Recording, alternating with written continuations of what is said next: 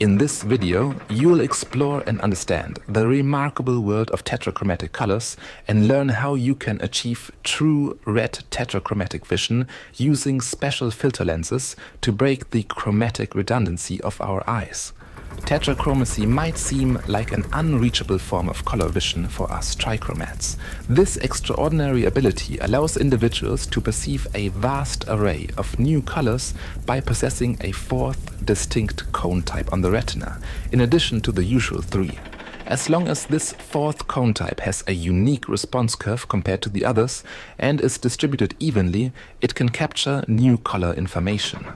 Even and especially if this cone's sensitivity meaningfully overlaps with the existing ones, it can generate a significant amount of new color data. Each additional cone type breaks down the visible spectrum into increasingly smaller and more distinct segments, reducing the occurrence of metamers. These are colors that may seem identical, but have distinct spectral compositions that will be perceived as very different by someone with higher dimensional color vision. Monochromatic vision perceives only one color, typically perceived as white. Dichromatic vision divides the spectrum into three colors: yellow, white and blue. When a third cone type is added, creating trichromatic vision, the number of distinct colors expands exponentially, as most of us experience daily. The same exponential growth applies when moving from trichromacy to tetrachromacy. With a fourth cone type, the visible spectrum can be divided even further, revealing a magnificent welter of new colors. This exponential increase in color differentiation underscores the incredible potential of tetrachromatic vision and even higher dimensional color vision. While the theoretical aspects of tetrachromacy are fascinating, I am eager to experience it firsthand. Whether it involves a fourth cone type for cyan, orange, red, or any other distinct wavelength, my primary goal is to distinguish colors tetrachromatically and experience new colors. But how can we achieve this? First, I recommend watching my video on human hexachromatic vision to understand the concepts of breaking binocular and chromatic redundancy, impossible color combinations, and how presenting different colors to each eye can expand our color perception. Using virtual reality, I have successfully experienced hexachromatic colors. However, these colors are confined to a three-dimensional color space, as digital information is typically encoded using three primary colors. Even though I can make these colors more distinct with hexachromatic substitutions, the overall color information remains trichromatic. This presents a significant challenge. We could theoretically capture hexachromatic color data with specialized cameras, but this technology is not yet available to the average consumer. Alternatively, we could create hexachromatic colors in virtual worlds, but this would require an immense amount of work, given that there are exponentially more hexachromatic colors than trichromatic ones. To truly achieve a four-dimensional color space, we need to apply analog technology directly to our eyes. This involves using special color and interference filter lenses. Such technology would allow us to experience a broader, or rather more detailed spectrum of colors in the real world, moving beyond the limitations of digital RGB displays. To effectively break chromatic redundancy and select the ideal combination of color and interference filters, we must first grasp three fundamental principles: color context, color quality, and color contrast. The first principle states that color perception is inherently contextual, meaning the colors around us influence how we perceive individual hues. For example, red appears more vivid against a green background than an orange one. In a monochromatic light environment, our vision remains monochromatic, despite recognizing the light's color. Thus, colors are perceived relative to their surroundings. Changing the context in which a color is viewed alters its perceived contrast, vibrancy, hue, saturation, and luminance. Further reasoning implies that a red appears even more vivid against a background that's, for example, colored in an impossible green-orange combination. The second principle states that enhancing color perception involves making the color vision of one eye increasingly dissimilar compared to the other eye. culminating in monochromacy for the highest quality dissimilarity. By reducing parts of the visible spectrum in one eye, the remaining colors are perceived with greater distinction when both eyes work together. This approach can significantly increase color dimensionality, resembling tetrachromacy at its highest quality, especially at the extremes of the spectrum, blue-violet and true red. These ends tend to be more monochrome, resulting in higher quality color information and an enriched overall color experience. The third principle states that increasing the monochromacy of one eye's color vision can make the perceived color resemble white while retaining its original hue. This phenomenon enhances the selected color's perception and inversely enhances the other colors. For instance, dimming all colors except red makes red appear more luminous and pure. When combined binocularly with the unaltered eye, red appears more luminous, overlaid with a reddish-white color, while other colors, devoid of red, appear more saturated, overlaid with a reddish-black color. This increased contrast effect enriches color perception when both eyes are used together. To effectively break the chromatic redundancy of our color vision using analog filters, it is crucial to understand these few key principles. As mentioned earlier, tetrachromacy, particularly the types involving virtual blue-violet and true red cones, becomes a viable option due to the monochromatic nature of these ends of the visible spectrum. Among these, true red cone tetrachromacy is more desirable because our eyes contain fewer blue cones compared to green and red cones, causing blue to be perceived as a darker color. For true tetrachromatic vision, we must split an existing cone type into two distinct types to obtain new monochromatic color information. Splitting the blue cone results in a near-black color experience, whereas dividing the red cone into near and medium-far red types retains enough luminance for functional visibility. A simple red color filter cannot provide a pure monochromatic experience or a distinctly divided true red cone type, as it still permits some green, lime, yellow, amber and orange light to pass through.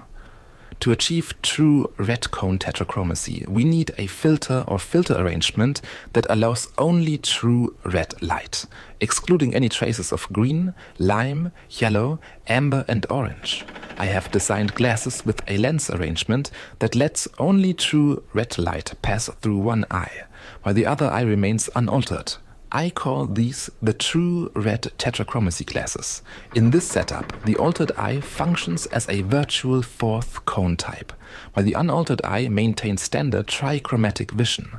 Separately, one eye is monochromatic and the other is trichromatic, but together they combine to provide a tetrachromatic experience. Wearing these glasses provides me with almost fully functional tetrachromatic vision. This means I can perceive each normal color either as impossibly saturated in negative relation to the true red cone type or as impossibly mixed with a pure whitish red in positive relation to the true red cone type and everything in between. While I can't show you the true red tetrachromatic color space directly because it's literally four-dimensional, I can present an abstract representation of it which looks like this. These hues closely resemble the tetrachromatic colors I see with the true red tetrachromacy glasses, though the altered eye's red appears more luminous in reality, and its black takes on a cyanish hue when, for example, combined with normal trichromatic white. Yes, black can exhibit various distinct hues, but only in a negative relation to the true red hue and when overlaid with normal trichromatic colors while using the true red glasses. Compared to the standard trichromatic color representation, this true red tetrachromatic spectrum reveals a greater variety of unique hues. Colors lacking red are impossibly saturated as they mix with black or alternatively a negative red, and then duplicated and impossibly mixed with pure red, enhancing their luminance and prominence. For example, where we previously couldn't distinguish between purer yellow and a red-green mixture, these colors now appear vastly different, with a contrast almost as stark as black and white. You'll notice that two reds and their mix appear identical. This is because we aren't adding a new red hue, but rather impossibly combining the existing red hue with the normal colors to create new color information. Magenta, although mixed with true red, can't exist without it, since it is a mixture of blue and red. Thus, only 5 new hues are created instead of 8. This form of tetrachromacy, though not perfect, provides about 75% of the full experience, which is already incredibly remarkable. It enhances our perception significantly, offering a glimpse into the vast potential of human color vision. With this true red tetrachromatic vision, blue and green appear more saturated, while red becomes more luminous. Similarly, cyan and yellow gain in saturation, and magenta increases in luminosity. White splits into 2 distinct forms: tetrachromatic white, which is trichromatic white mixed with red, and trichromatic white mixed with black or negative red. This means that trichromatic white, when compared to tetrachromatic white, becomes a colored hue. Much like protanopic white splits up into a cyan and a trichromatic white when adding red spectral information. Additionally, most colors are duplicated and combined with pure red. This expanded color perception introduces extended categories and one new category of colors. There are 4 primary colors: red, green, blue, and true red. Then there are 4 twofold colors: cyan, yellow, red, green, and red, blue.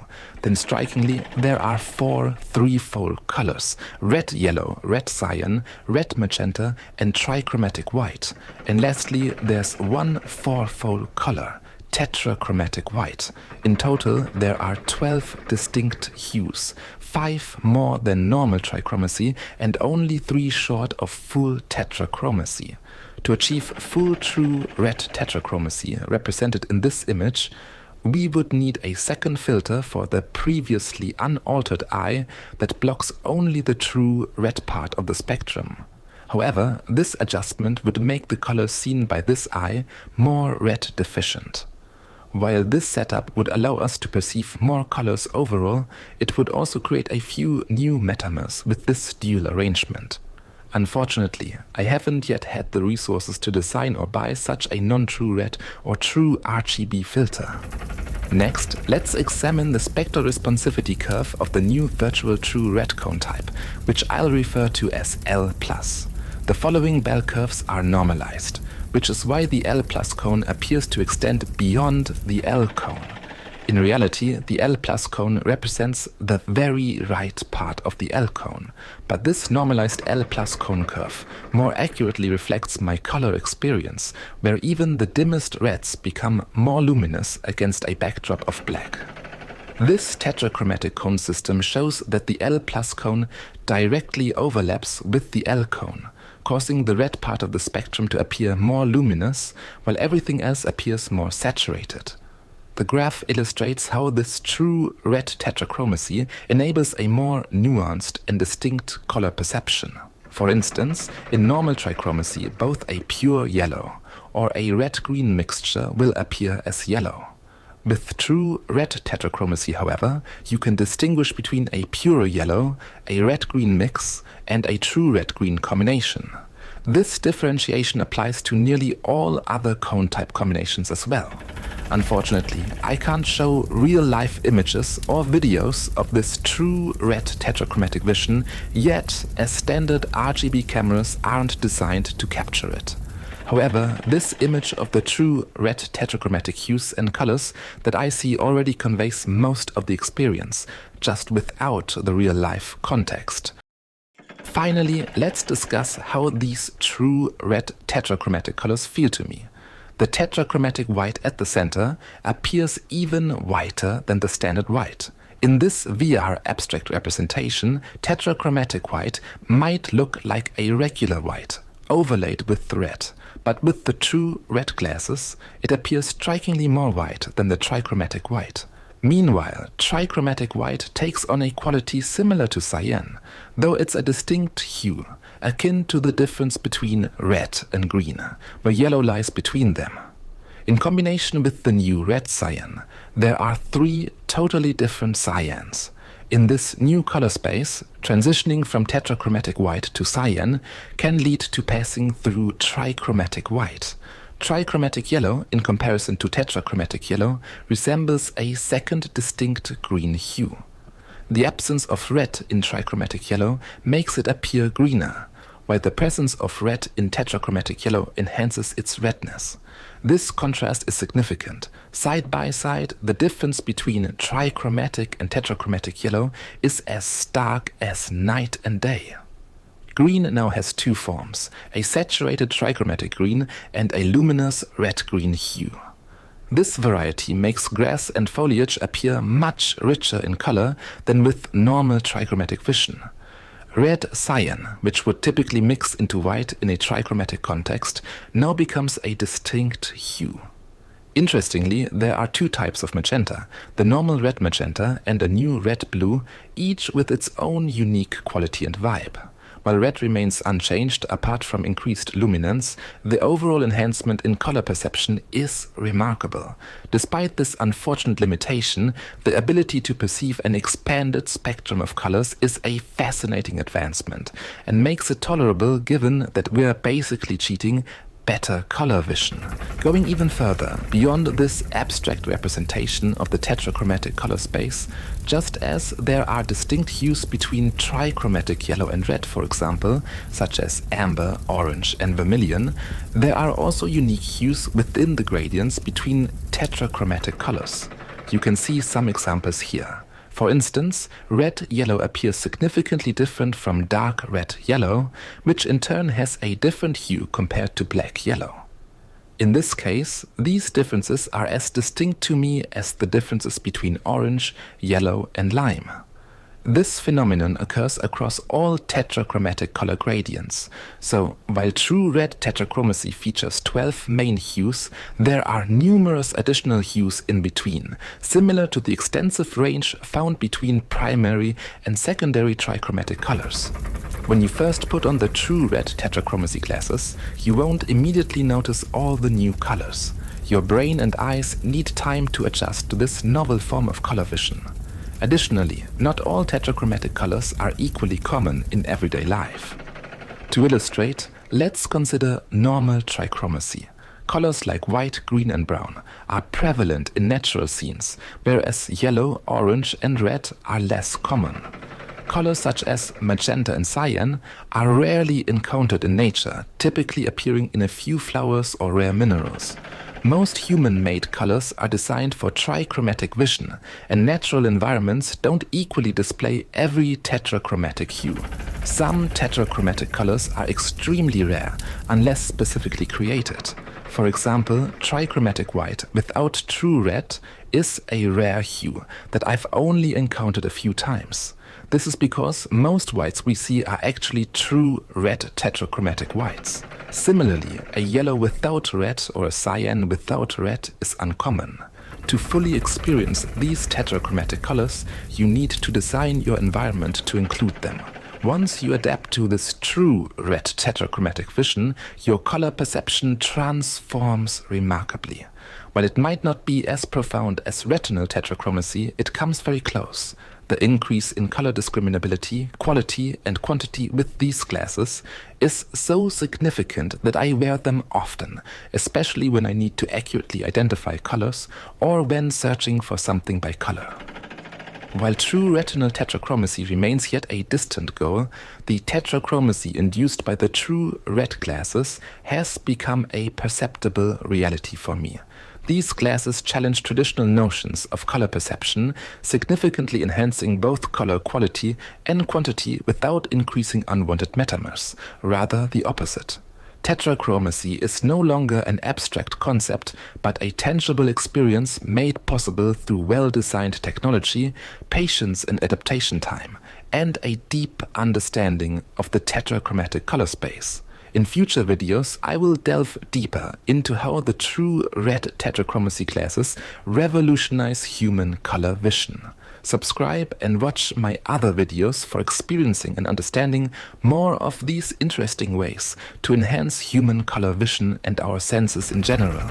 I am Ooqui, and I will show you how to reshape and enhance your sensory experiences, because it is nothing but our senses that connect us to this world. Have fun watching and learning all these impossible colors. Thanks for watching.